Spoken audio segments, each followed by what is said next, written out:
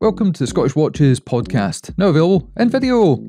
Well, we're going to go on a little bit of a trip through time as we do in this podcast. We're going to go back to the 80s, perhaps. We're going to go into the future, perhaps, without the use of a DeLorean. But the first thing we're going to do is check in with Dave and see how he's getting on. Dave, are you with us and how are you doing? Dave is alive and well, apparently. But yes, he is here. He is here. Dave has got his studio set up kind of going on. Let's not go with ready, but we're kind of slowly getting there. So there's nothing exciting in the background much yet, but that will come with time. And yes, I'm now in a space once we get the lighting sorted out, which has been a bit of a disaster today, but put up with it and we'll get there eventually. It looks like Scotland has got sunlight and it's playing against us because we're not used to it and your camera just isn't really dealing with it very well. But enough of your dilemmas and disasters. Let's talk about some cool things. And you're known as Mr. Swatch when it comes to our podcast, but there's a guy that's even bigger with swatches. He's got a bigger collection of big swatches. We'll talk about him later on. That's Shmee 150. But we're going to talk about a new watch from Swatch that harks back to Swatch's beginnings, the 80s. And this just landed literally an hour ago in front of me, and I really like the look of it. I'm not going to buy one, you're going to buy one, but you're also going to tell us all about it. So hit us with it, Dave. Okay, so these are what are called the Swatch What Ifs, and it's a bit of a look back or a throwback to, I guess, what if Swatch watches had been square rather than round. And this is not something that's just been plucked out of the ether by a marketing department. This is actually something that happened back in the early 80s when Swatch came to fruition. Do they go round? Do they go square? Do they go different shapes?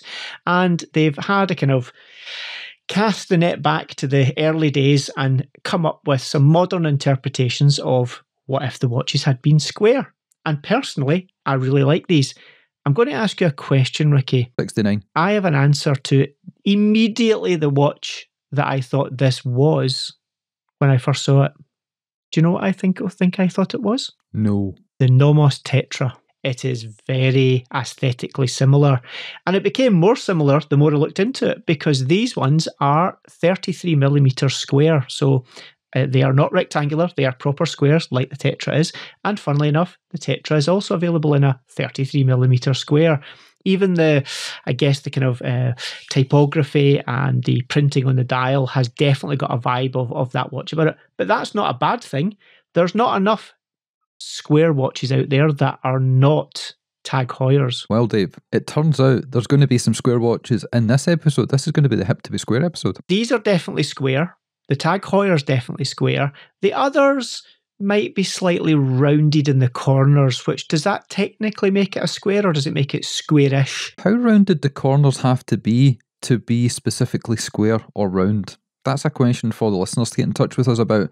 But we can get to that later on. We're here to talk about this Swatch, so tell us all about it. So, bioceramic, of course it is, because everything coming out of Swatch pretty much these days is bioceramic. Do you want to explain to people what that means? Because I have an interpretation of what those words individually mean, but when you put them together and they come from Swatch, I think of plastic. Swatch watches traditionally are plastic, and plastics are very much frowned upon these days, especially if they are virgin plastics or first-use plastics, not seen as good for the environment. So Swatch, like many other companies to be fair, have been working on what can we use to create plastic-like materials that are either reutilizing other materials or are better for the environment. Dave, this sounds like what we talked about years ago, where you had like maybe a power station and they had a little bit of a problem with ecological issues and they changed their name to Sellafield and everything was fine. So have Swatch basically changed the name plastic to something else? Yes, but no. So instead of using virgin plastics, they are using some materials such as some bio oils and some recycled materials. They're mixing that up with a combination of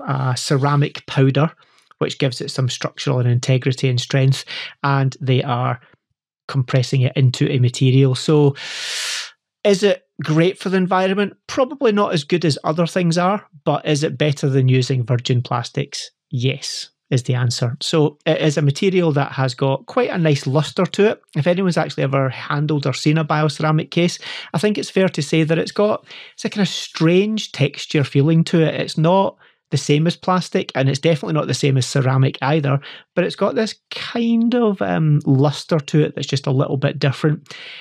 Probably slightly better for the environment in as much as not using virgin materials, which is always a good thing. They're recycling things. So, hey, it is what it is. Bioceramic sounds great. Probably sells some watches. we'll leave it there anyway.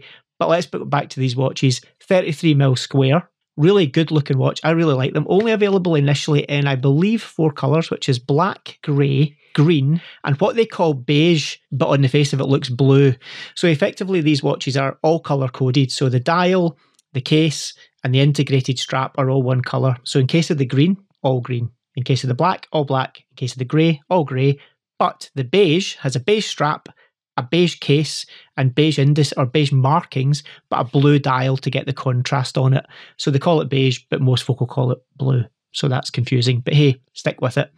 These come in at £91 in the UK, so definitely in the affordable end of the spectrum. Nice size, 33mm, will definitely fit all sizes of wrist, whether you're small, big, women, men, children, whatever, it's going to work for you. And a nice little Easter egg, the battery covers on them, the little pop-on battery covers, actually have a little kind of print of the dial of the original watch that was kind of the theme of these ones in terms of where the design cues came from. Other nice things is all of them have a different printing pattern on the dial, so the kind of design of the indices, the battens, the numerals, etc. varies slightly between all of them as well. I actually personally really like these ones. The grey one is really cool, and the beige with the blue dial definitely works as well. Are these going to be limited edition? Are they limited release? Are they going to be available worldwide? Are they going to be available in-store only or online as well? Not limited edition.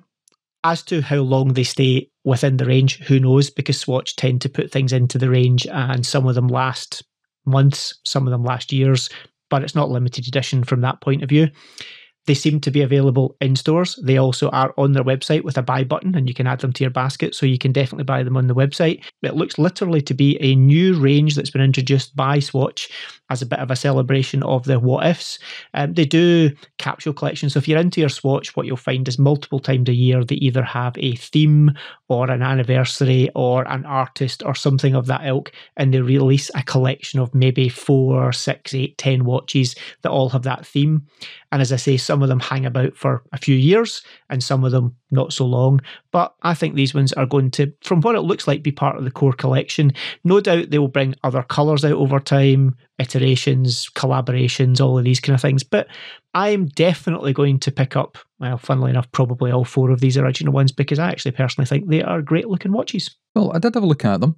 And you're now reminding me that when I glanced through the different websites, because it's appeared everywhere, I did think, oh, new Nomos, but obviously not.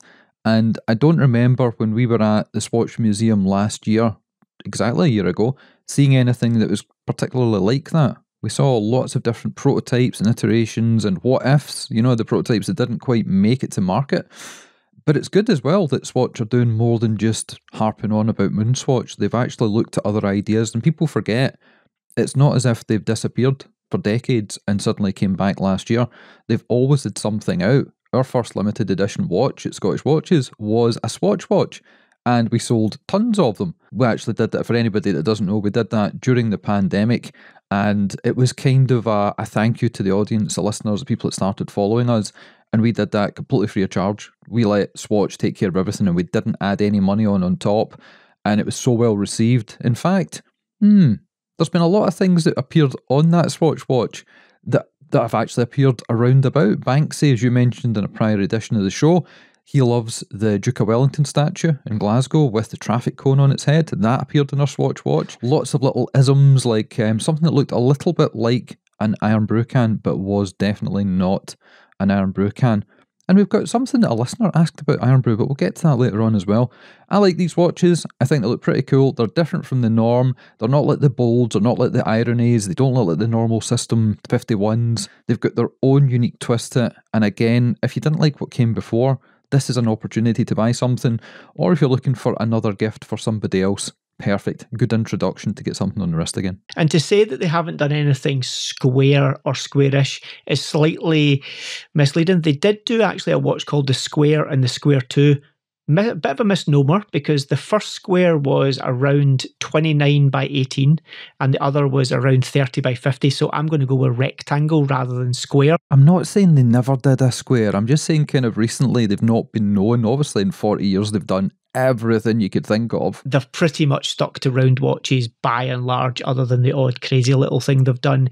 They did, I don't know if you remember them, and the name has escaped me, but they did ones with like an LCD screen that was a rectangle that had a slight curve to it as well. Do you remember that one? I think you did see those in the museum. Looked almost like a cuff kind of watch rather than anything as well. But yeah, pretty much everything has generally had a round theme to it. So yeah, I'm quite excited they've done something different. And as you say, it's not a moon swatch. Let's go and see what they look like in the shop at some point. I may well actually go tomorrow and have a look. That means we'll have some video clips, Dave, because you have to remember to record video clips and send them, as well as pictures, so you have to forget both of those things. We'll blame Miziel as well, no problem. And I mentioned Shmee150, Tim Burton, friend of the show, previous guest. He put a video out a couple of days ago where he is showing off his Shmuseum with all the latest, greatest creations and multi-million-pound cars, hypercars, supercars, right the way back to a recreation of his original first ever car, his Clio.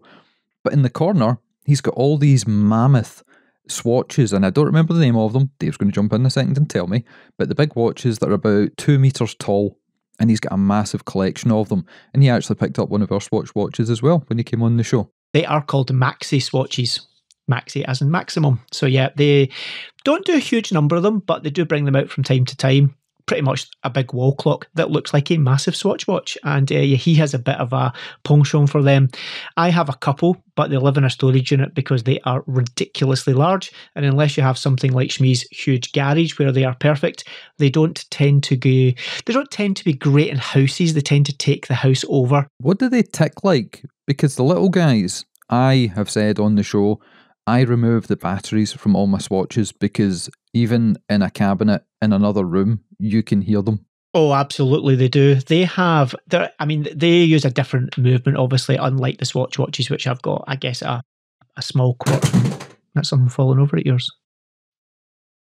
I ain't going to look. These do have a different movement to the watches. It's more like one of the little kind of quartz modules that you would find in a more commoner garden wall clock, so to speak. And it obviously needs to be to drive those huge hands. Oh, like King Charles. Indeed. Nice joke. They do make a very loud ticking noise. They run more on, if I remember rightly, I think they're AA batteries they run on. So yeah, they are somewhat annoying if you had them in the house as well. It would be like a demented cuckoo in your head. And speaking of videos, as well as Tim's video, a great video I saw last couple of days again was from Andrew at Watchfinder. And this wasn't his usual talking hands. It wasn't his podcast. It wasn't even a roundup or a top 5 this, that or the others. This was showing you how a Rolex watch is put together. And they had all the parts laid out on the desk, and the watchmaker was lifting things up with the tweezers. And we are very much, I don't know, we're spoiled for choice when it comes to watch videos. We see all this amazing photography, videography, macro shots, close-ups, great lighting. But when you're looking at, even on your phone, when you're looking at pictures or video of watch movements, you just don't get the feeling of the scale, of the size, of the jewels. And I've only ever been inside a watch once, and that was when I was in Switzerland, and I didn't fancy doing it again because I drink so much caffeine, it was impossible to even pick the things up with the tweezers. But this video, it just explains it all. It shows you in minute detail, and it gives you such a good feeling knowing that when you're wearing a mechanical watch, it doesn't matter the price point of it, it could be a Seiko movement, Miyota, right the way up to Patek, the actual intricacies and how these things beat up to 36,000 times per hour over the course of a day and remain accurate. It's mind-blowing, and this stuff was created hundreds of years ago and refined, obviously. So a great video from the guys at Watchfinder, and we're going to have Andrew, the man with the hands, back on probably next week. Excellent, and I did watch that little video. Obviously, I've had the luxury of watching watchmakers in action, and it is somewhat of a skill when you see the scale that they're working to, which is quite minute, it has to be said. So yeah, great little video if you want to see what is under the hood and what makes it tick, and the amount of skill involved in the watchmakers servicing them, putting them together, building them in the first place, whatever it may be.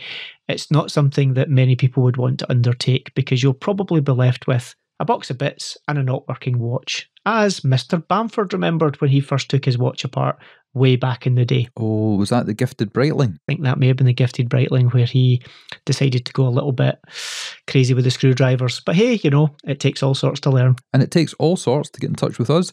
We always say we're interactive. We enjoy when people email in thoughts, suggestions, comments, feedback, criticisms, all the rest of it. But we've also got this kind of website-y thing where you can go on and you can leave a voice message to us. You can't really send us too much bad stuff because it does link your IP address and your email address, but it's semi-anonymous.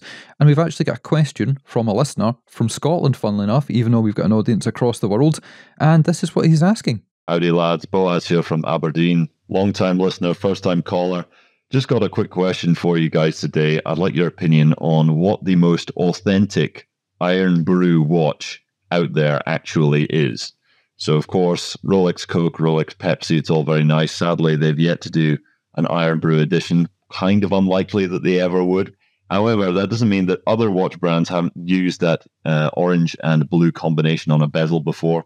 I was wondering what you guys thought was the best representation of an Irn-Bru, color scheme in a watch. From what I've seen, the closest I've found that's not a custom mod and that's actually factory original would be the Baltic Aquascaf GMT, which comes in the orange and blue 24-hour bezel configuration.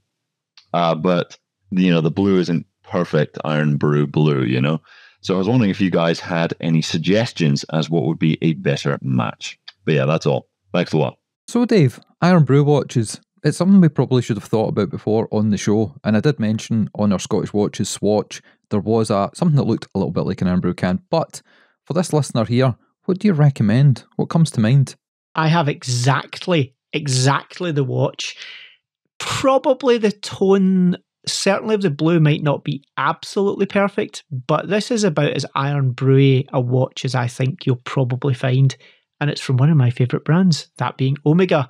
They did a Planet Ocean in a blue ceramic case. So it was an all blue ceramic case with a blue ceramic bezel, a bright orange rubber insert from 12 to 3 o'clock on the bezel, and the 1269 in bright orange and a bright orange rehot ring with a blue dial.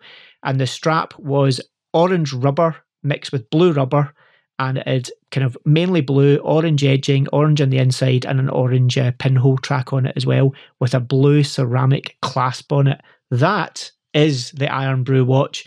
Pictures in the show notes, because if you even Google it, you can find pictures of it laying over an Irn-Bru can, because people have worked out that this is pretty much an Irn-Bru watch. So that is my definitive answer on the matter. Do you have anything to say on this? I hate it when Dave's right. Doesn't happen often, but I do hate it. And he is right. This is the correct answer to this question.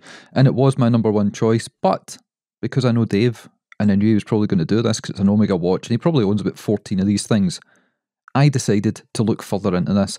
And I remember years ago when I had my Batman, which has obviously got the blue and the black bezel on it, I bought a couple of different variations of Everest straps. Originally, it was the blue rubber. You get them from Rubber B as well. But then I bought the orange version, and it looked okay. And then I put it back in the bracelet because I'm not an idiot. But I went looking for other stuff that is perhaps not so intricate and customizable and modifiable. And I found a couple of different brands. Obviously, one of the things that came to mind straight away was Golf Colours. Not exactly Irn-Bru, but if you look at your tags, some of the Monacos, some of the Formula Ones, there's that coloration there. But there's also independents, micro brands like Ocean Crawler. They've got a great range of watches in different colours, different styles that blend in quite nicely. And then if you go into Google Images and you type in blue and orange watch, you'll see tons at all price points. Invicta have even got something that we will not put photos in the show notes for because it's horrendous. But there's tons and tons of things there.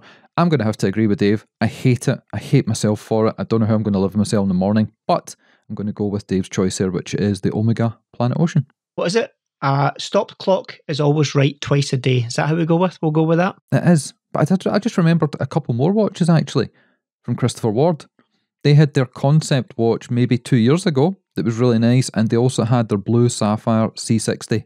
So forget the Invicta that I mentioned, and Christopher Ward is the British budget option. That one, the concept watch, definitely had that vibe about it as well, but I'm still sticking with Omega on the basis that everything is blue or orange on that watch, so it's pretty hard to say that that's not an Irn-Bru watch. But yes, that Christopher Ward would be a good close second place. And Christopher Ward did a collaboration at the end of last year, start of this year, with Nicholas at the Fears Watch Company, and that was for the Alliance. It was a fantastic jump hour movement integrated into a Fears style watch designed by the guys at Christopher Ward. It was a very interesting collaboration, the way that they swapped design teams, swapped architectures, and the results were fantastic. Nicholas was giving it A grading, and they were really scared at Christopher Ward because Nicholas fears they're intrinsically linked. Nicholas wouldn't let anything go out the door with his name on it if it wasn't 100% perfect, and it was absolutely stunning.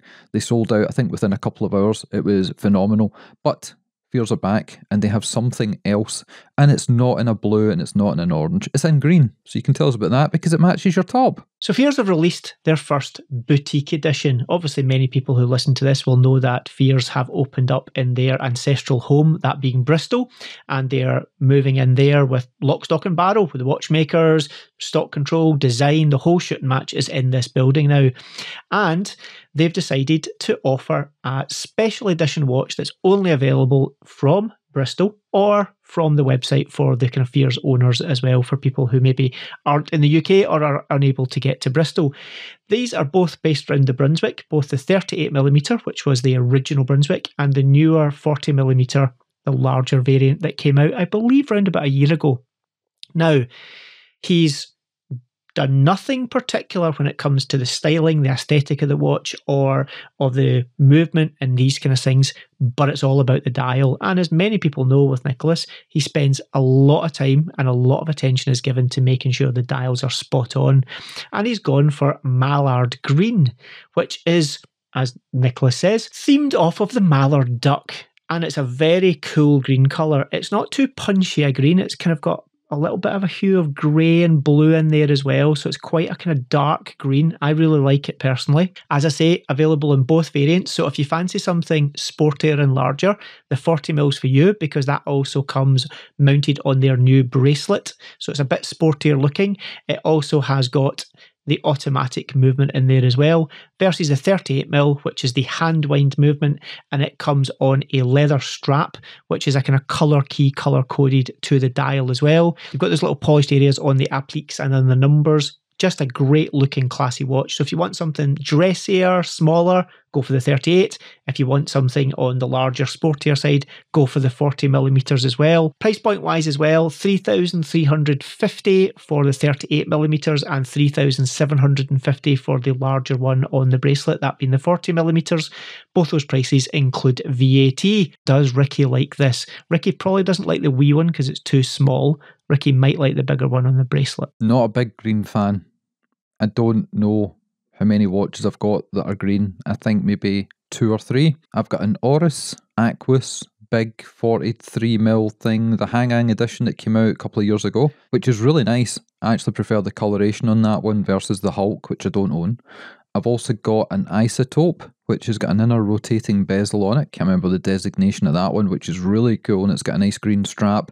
And there was another green watch. I'm trying to remember. There's green coloration to my Maurice Lacroix Icon Venturan bronze, brown and green, but it's more a broad. The bronze takes away from the colour there. I love Fears, and you're talking about this being a boutique edition. We had our first event for our charity watch auction down at that boutique just a couple of days ago. Adrian, Watch Gringa, a few of the great folks that help support what we do at Scottish Watches, and by natural extension what we're doing with the auction, went down, showed face, spoke to all the people that congregated and are covering with pictures and video clips, etc., what we've got in store for the auction. I really hope they do well with this. I don't have to hope. It's Fears. They almost sell out instantly on most of the stuff they do, but this one here, really like the look of it. Not keen on the colour. That's just a personal choice. Also worth noting, this is not a limited edition, albeit it's limited availability. You can buy it from the website or the fan club website, should I say, and also from their Bristol base as well. So if you do want one, I'm sure you'll be able to get one. There may be a wait time, but yeah, reach out to Fears if you really want one, and I'm sure they will make your dreams come true. And we're going to make one of our viewer stroke listeners' dreams come true by reading out his question on the show. So this is from Raj, and he writes in to ask, "Hi boys, do you think double wristing will ever become socially acceptable? I love my timepieces to tell the time, but I also love my Apple Watch for keeping me alive, as well as everyday things such as getting Siri to set reminders, add things to my shopping list, or reminding me to collect the kids. I tried double wristing, but colleagues couldn't understand why I was wearing 2 watches, and I realised that non-watch folk don't get it, so I felt self-conscious. I'm not a celebrity or an ex-astronaut to get away with it, unfortunately. I was wondering Dave's thoughts, as I know he has most Apple Watch versions. Does he ever wear them? If not, were they purchased as an investment? I know the answer may be to suck it up and ignore others, but I don't want to look simple to non-watch folks. Keep up the great work, from Raj. Well, if you've been watching the video, you'd have seen Dave probably double wristing most of the way through them, but I will let Dave take the floor. So my answer is this. Today, actually, I'm not double wristing, but that is the exception rather than the rule. I will typically be seen with 2 watches on. I will have my watch, whatever I'm wearing, on my right wrist, and I will generally, albeit not just now, have my Apple Watch on my left wrist. If I'm out and about, I've always got my Apple Watch on, whether it's for notifications, checking texts and meetings when I shouldn't be looking at my phone, counting my steps, health, yada, yada, yada, all the things that Apple Watches are great for. So I do typically always wear 2 watches. I am going to say, unfortunately, you do need to just suck it up if you want to wear both, because most folk go, why are you wearing 2 watches? Or they just kind of look at you a bit strange. It's the way it is. Frankly, never have cared about what people thought about what I wear, what my shoes look like. Ricky will attest to that. I have some truly horrific shoes. But just go with it. If you find it useful and you like the utility of it, you just need to, I guess, accept that you're going to get a bit of a strange look here and there. I don't really care. I'm not that self-conscious anyway. I'm just a bit of an idiot. But, if you feel self-conscious, then I understand it's a bit more challenging. I'd go with it personally, but you just need to find a way to make it acceptable for yourself. I would kind of disagree with what Dave says, and a little bit of decorum goes a long way. So instead of double wristing and have people pointing at you for the wrong reasons, I would pick and choose where and when you do it. If you're in the workplace and it doesn't really matter, yeah, that's fine. Plus, as you say, you can have notifications that you shouldn't be in the workplace. You should be at the school picking your children up. But if you're out and about in a social aspect of life, I would say pick and choose. Maybe you don't have to worry about the kids. Maybe you don't have to worry about your health. You're probably not worrying about your health if you're out and about living life large. I personally do not double wrist because I don't own any smartwatch technology. It's something I'm personally not for. The reasons for that is I like to be in control of my own destiny. Dave will attest to this. My phone will accept incoming calls and text messages. That is it. If you send me an email, if you send me a WhatsApp, an Instagram message, anything else, it will not come through until I load the app, because I want to be in control of technology, not the other way around. And the way the AI is going and everything else, I don't feel like I've got long left. So I'm going to stick to it as long as I possibly can. I have had things like fitness trackers in the past. I had a MiFit. I had one of the original Pebble watches, which was probably the world's first real smartwatch. We're not talking about the Timex data things from years ago. And I just grew away from it because I was constantly having things popping up. I was getting notifications and it was taking me out at the moment if I was in a business meeting or I was doing something. And I see it all the time. People are doing something, they're concentrating, and then their eyes get averted down because something has come in. And it's usually crap. It's usually some kind of notification that, you can get some discount on some platform somewhere. So I would say that's my ideas on it. But we should probably roll this into the thing that we again forgot to do, which is the wrist check. And Dave, you're going to go first for a change. Oh, am I now? Well, I'm quite hungry, so I'm definitely actually going to go first. I am wearing a G-Shock today. And what am I wearing? I'm wearing the Big Mac G-Shock. And this is a special edition that they did for McDonald's. I will put it nearer the camera. This one here is, as you can maybe see on the case back, it has a Big Mac on it. And you have the McDonald's logo just up the top there. This has a Big Mac on the strap as well. So this was, I believe, for the 50th anniversary, I think, of the Big Mac that they did, and I was lucky to manage to get one of these because these are the ones that the collectors do hunt for and go for. But that's what I am wearing today. My first question there would be, who did you punch? Because one of your knuckles is missing some skin. This one, this little major flesh wound here. Tell us more about the watch then. So how much is it worth on the secondary market if it's sort of sought after by collectors? Haven't a clue because I've never really looked, but I've had more than one say to me, oh, you've got the Big Mac one. I want the Big Mac one. They don't go for ridiculously huge money because at the end of the day, it's a G-Shock. They're not super high horology by any stretch of the imagination, but typically ones that are wanted or ones that are desirable do go for into the high hundreds, maybe even the low thousands sometimes if the right person wants to buy it and you've got one that's boxed and all of the bits. The cool thing with this one is the box it comes in is a Big Mac box, so it's effectively like that cardboard box that you would get a Big Mac in, and the little tin itself that's inside that box is literally painted up like a Big Mac. So it's a pretty cool wee piece. I just like it because it's a wee bit different and a bit funky. I quite like the unusual G-Shocks, to be honest. Nothing super fancy when it comes to the actual functionality of the watch, but it does what it says in the tin, and it's got a Big Mac on the case back, so what else can you want? A watch that is not hideous, Dave. And my watch is not hideous, although some people may have some questions and some queries about the bracelet that it sits on. So today, as I mentioned, I have been down at the vault and I collected a whole load of watches I'd put away for safekeeping a number of months ago. And one of those watches is this guy. This is the first Omega that I ever got. And it took a number of years for me to get a second Omega. This one here is the Omega Speedmaster Apollo 8 Dark Side of the Moon. And the special thing about this is it's made of not just ceramic, but it's got laser ablated parts inside. So if you can look through the dial there, it is skeletonized, but the parts you can see on the bridging and the plates, a laser has actually been used to deform that, to make it emulate or simulate the look of the moon. And this came on not my favourite leather strap. I'm not a big strap monster type of guy, and I decided, well, if I can find something else that is a little bit nicer looking, I will go for it. So I looked around to see if I could find an aftermarket strap or bracelet, and I found this black ceramic number. And the black ceramic matches perfectly with the black ceramic on the case, and on the pushers, and on the crown. So this is my first Omega Speedmaster, and Dave absolutely hates the fact that I have put a non-official, non-Omega bracelet on this little guy. And here is a slightly different viewpoint of the watch, so you can see it on wrist there. It is absolutely stunning. I love it. It is made of ceramic, so it's never going to scratch up.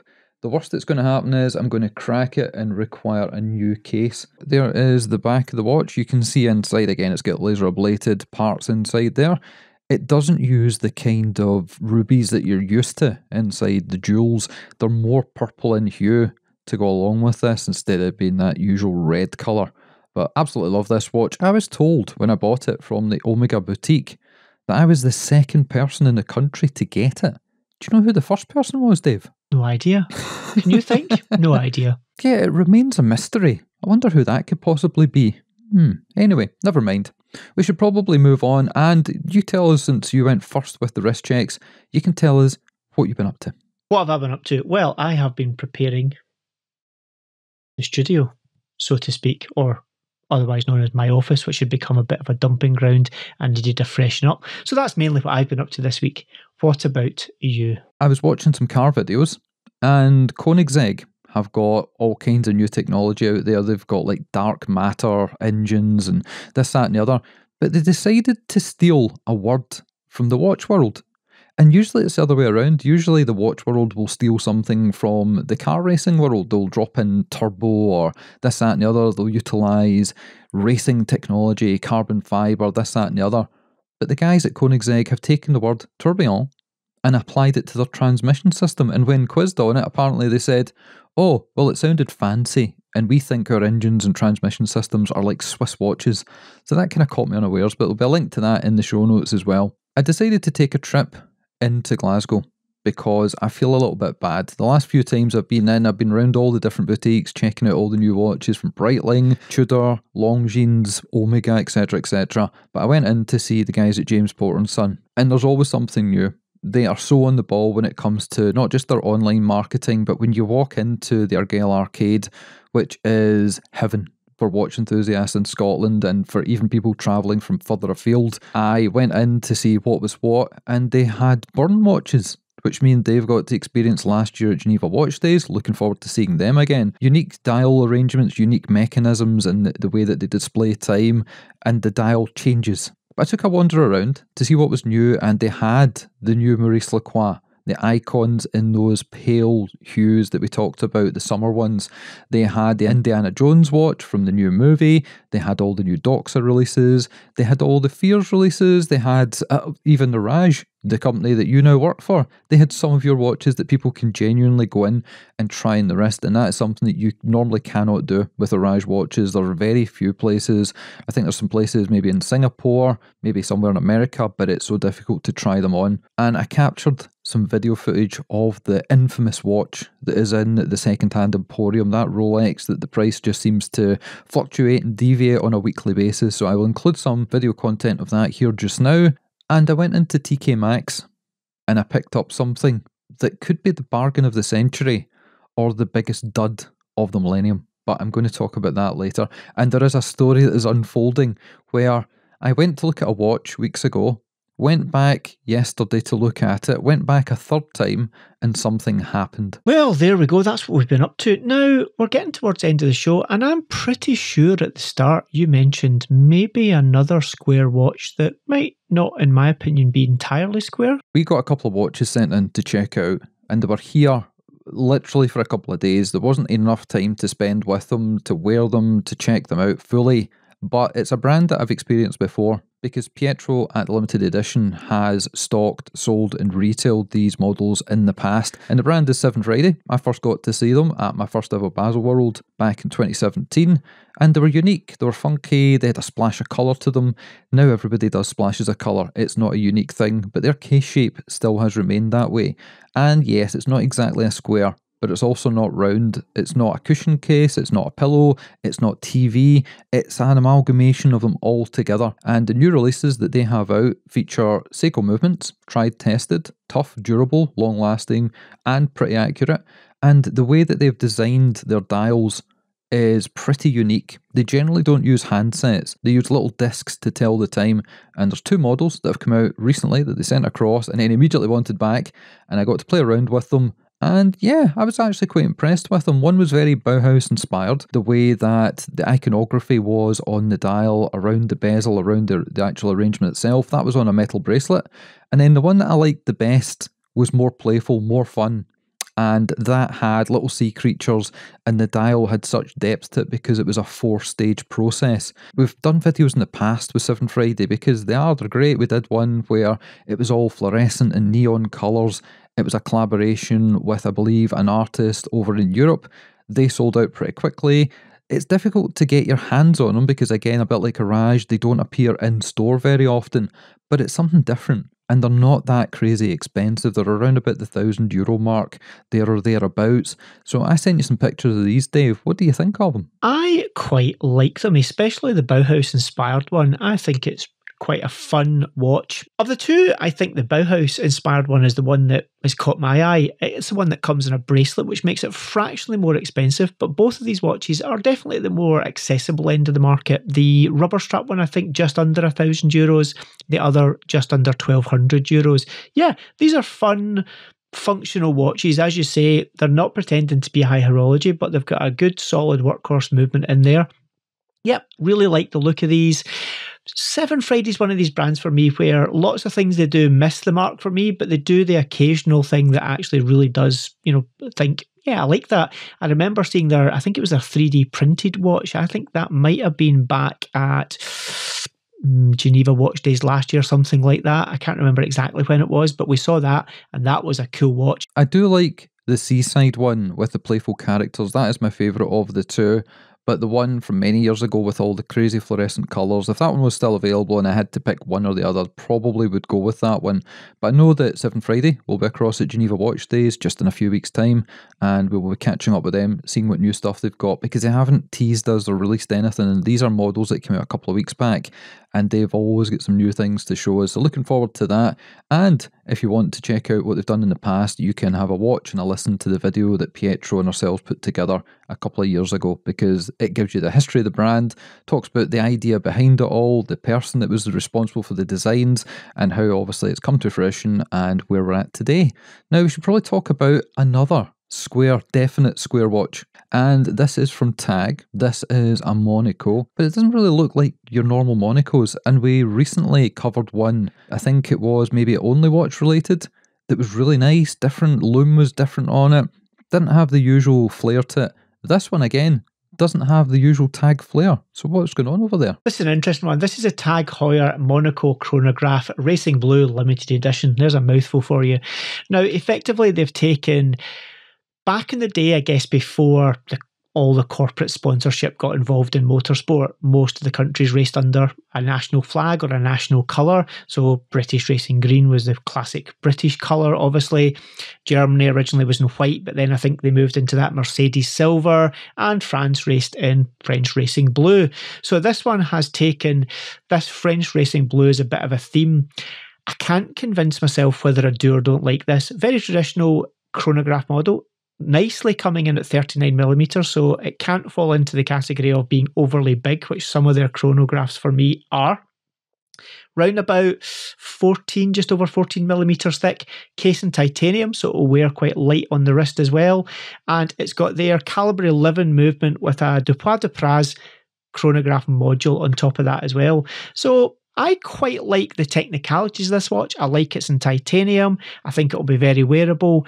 Not convinced by the colour scheme on it personally. I think it doesn't quite gel the way I would like it to gel, but everything else about it quite nice. 1,000-piece limited edition, coming in at just over $9,000, so a little bit punchy possibly for what it is, but I guess most watches these days, sadly, in chronograph are round about that £7,000 to £8,000-9,000 from the bigger brands. So it's a bit of a hit, but a bit of a miss colour-wise for me. It's not my favourite Tag Monaco, and it's not a style I like.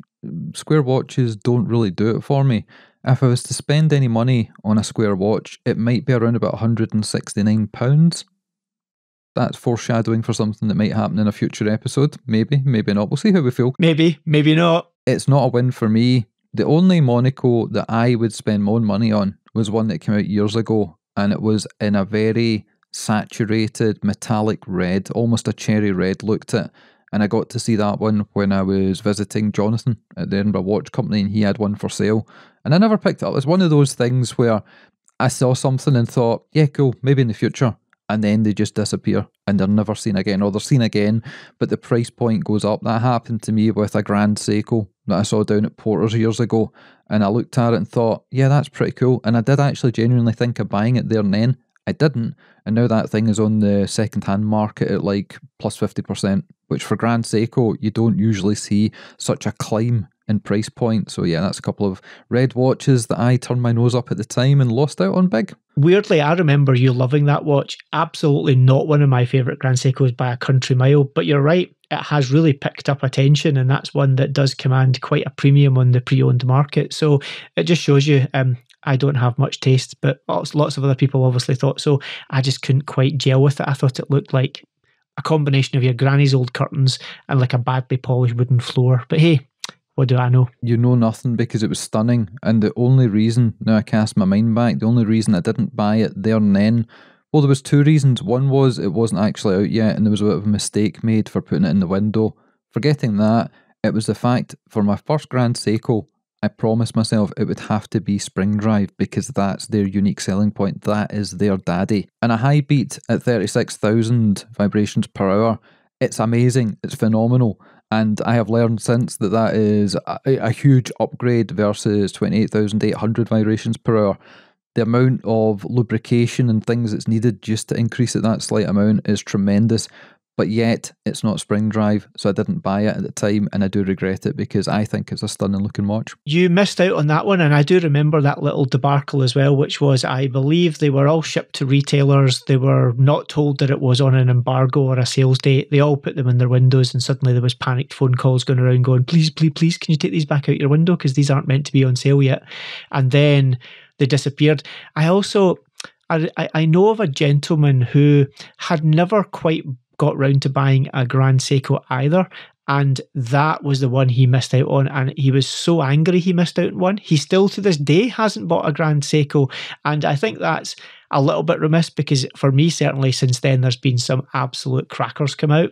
But hey, that's up to him. I'm sure if he wants one, he'll pay handsomely through the nose at the pre-owned market prices, but there's lots of other nice alternatives out there. I kind of know the story of what happened there. Yes, you're right. The watches went out to retailers. There was nothing included in the box to say, don't sell these things. And if you're a shop, you want to sell products. That's kind of what you're there for. That's your job. And the watches went on sale. And I did an Instagram live on Scottish Watches Instagram account, and perhaps maybe somebody at Grand Seiko saw that and phones were lifted and things happened. So I'm even responsible for that one. Oopsie daisies. Well, enough of that. We have an email in from a listener. It has been Mailbag Central this week. Loads of people getting in touch. Quite a few people leaving lots of comments on our YouTube channel, on all the previous episodes that we put on there. But this one was back through email. And do you want to read it? Certainly. So this email says, "Hello Scottish Watches, hopefully made it through the bot catcher. I've just come across your page and the articles are great, keep up the good work. The Piaget Polo Date rubber strap has caught my eye. I think it's beautiful. I know that the thoughts of some of the watch community describing it as an Aquanaut knockoff, but in my opinion, from promo shots, I think the Polo may actually be better looking. My issue is I have no idea where to find one. I live in Aberdeen, and all of the Piaget ADs or boutiques are London or Manchester. I would like to try one on, ideally purchase face-to-face. Old-fashioned, I know, but I enjoy the excitement and experience, far more personable than the postie dropping it off at your door. Do you know any Piaget ADs in Aberdeen, Dundee, Glasgow or Edinburgh? Thank you very much. I look forward to hearing from you and will continue to read up on the articles in the meantime. Regards, Sean." Now, I have an answer for this. Is the answer no? Well, there are no ADs in Scotland.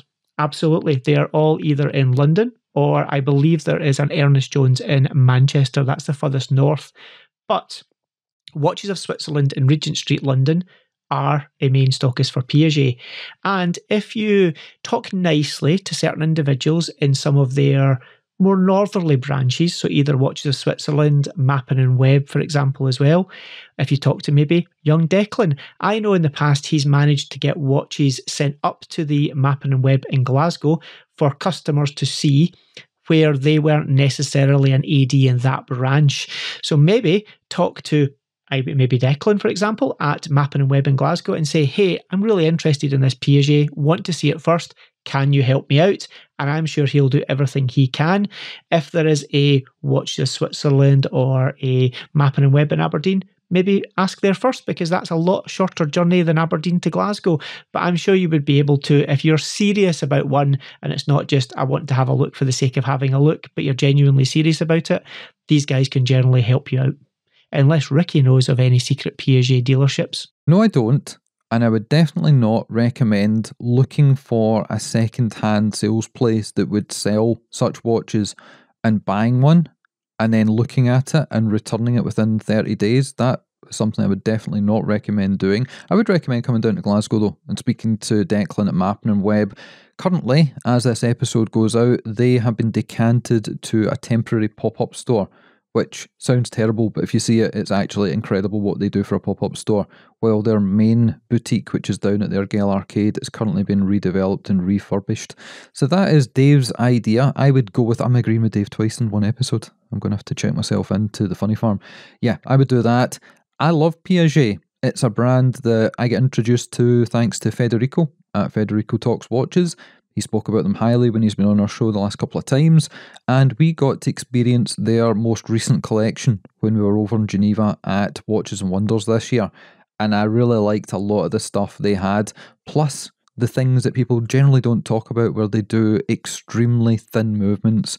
They didn't have any there that we could play with, but we did see a couple in display cabinets. No, absolutely. Piaget for me is a brand that's massively underrated. Certainly it's one that doesn't get the limelight like it should. And the Polo is no Aquanaut ripoff. It is a very, very classy watch in its own right. Very slender, very slim in the wrist, very classy. So I definitely suggest if that's what you want, stick to your guns and have a good look at it. And as long as you like it on the wrist and you've got the monies, I would say go for it. Hearty recommendation from Dave and myself. And another hearty recommendation is to follow us on Instagram at Scottish Watches. If you don't already do so, be sure to subscribe, like, comment, turn on the notification bell. I think that's what they say on YouTube.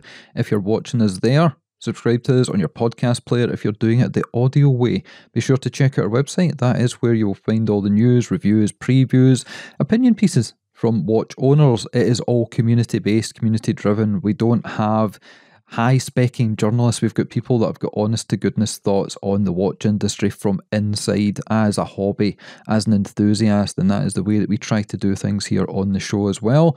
Yeah, and if you want to get in touch, you can send us a voice note, as you heard earlier, or you can drop us an email. That email address is info@scottishwatches.co.uk. And if you want to go through the back catalogue, most recently, we've had Justin Hast on the show, all-round great guy.